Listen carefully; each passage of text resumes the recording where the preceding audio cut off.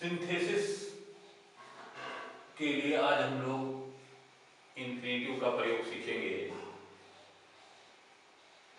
By using infinitive, we have to combine two simple sentences into one simple sentence. Infinitive का प्रयोग करके हमें दो सरल वाक्यों को जोड़ करके एक सरल वाक्य बनाना है। जिस प्रकार से पार्टिसिपल उसी प्रकार से इंफिनिटिव भी डबल पार्ट ऑफ स्पीच है। ये वर्बल नाउन है। इंफिनिटिव हमेशा नाउन का काम करता है और टू प्लस वर्ब की फर्स्ट फॉर्म, वर्ब की फर्स्ट फॉर्म से पहले टू लगा करके इसको हम इंफिनिटिव बनाते हैं और ये हमेशा नाउन का काम करता है।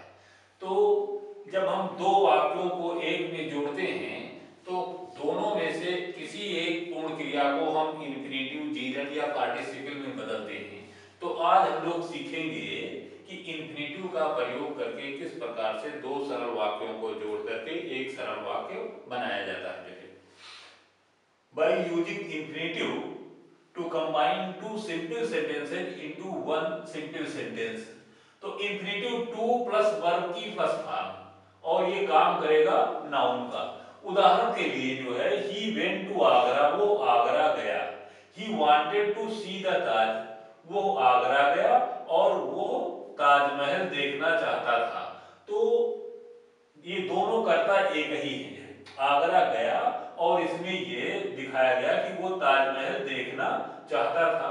तो इसको हमने एक वर्ब को इसको इंफिनिटिव में चेंज कर दिया।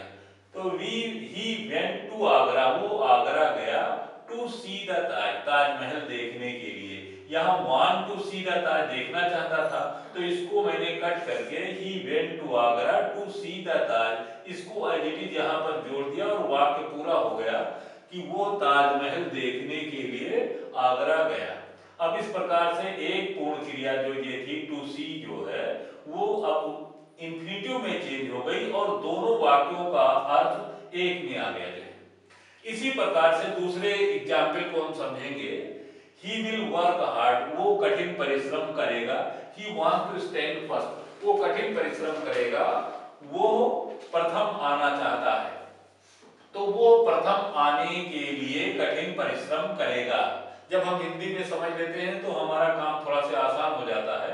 तो he will work hard to stand first, वो कठिन परिश्रम करेगा। टू स्टैंड फर्स्ट माने प्रथम आने के लिए, इसका मतलब प्रथम आने के लिए वो कठिन परिश्रम करेगा।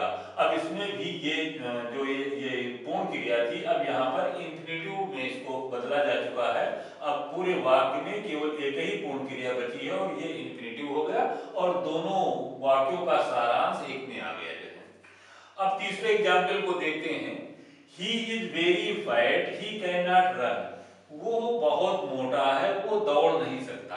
तो इसका मतलब वो दौड़ने के लिए मोटा है। तो he is too fat to run, he is too माने भी, he is too fat to run. अब दोनों बातों का सारांश एक में आ गया।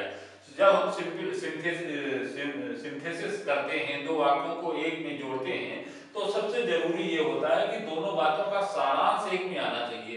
तो उस हिसाब से वो दौड़ने के लिए मोटा है तो दोनों बातों का सारांश इसमें आ गया। यहाँ कैन नॉट की जगह पर रन को हमने इंफिनिटिव में चेंज कर दिया है और ये इज जो है ये क्रिया जो है पूर्ण क्रिया अपनी जगह पर है और ये जो है इंफिनिटिव में बदल गया और दोनों बातों का सारांश एक में आ गया।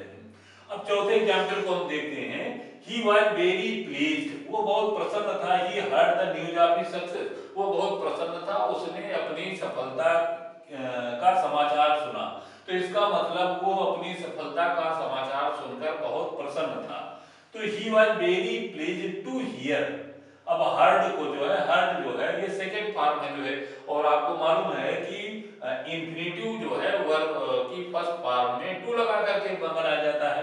तो हियर को जो है टू हियर कर, हर्ड को to hear. He was very pleased, वो बहुत प्रसन्न था। To hear the news of his success, अपनी सफलता की खबर सुन करके, वो अपनी सफलता की खबर सुन करके बहुत प्रसन्न था।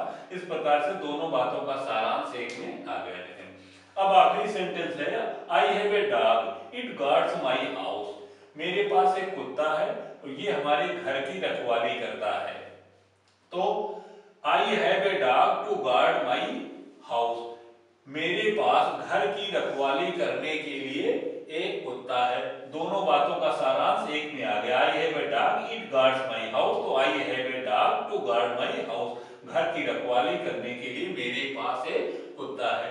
इस प्रकार से इस नियम नंबर 2 जो जिसमें इंफिनिटिव का प्रयोग था, विभिन्न उदाहरण के माध्यम से हमने समझा कि किस प्रकार से दो सरल वाक्यों को जोड़ करके एक सरल वाक्य बनाया गया है और इसमें दोनों वाक्यों का सारांश एक में आ रहा है। तो इसी प्रकार से हम समझ करके आगे के जितने भी सेंटेंस होंगे जिनको सिंपल सेंटेंस बनाना होगा, तो इंफिनिटिव का प्रयोग करके हम आसानी से दोनों वाक्यों को जोड़ करके एक वाक्य बना सकते हैं।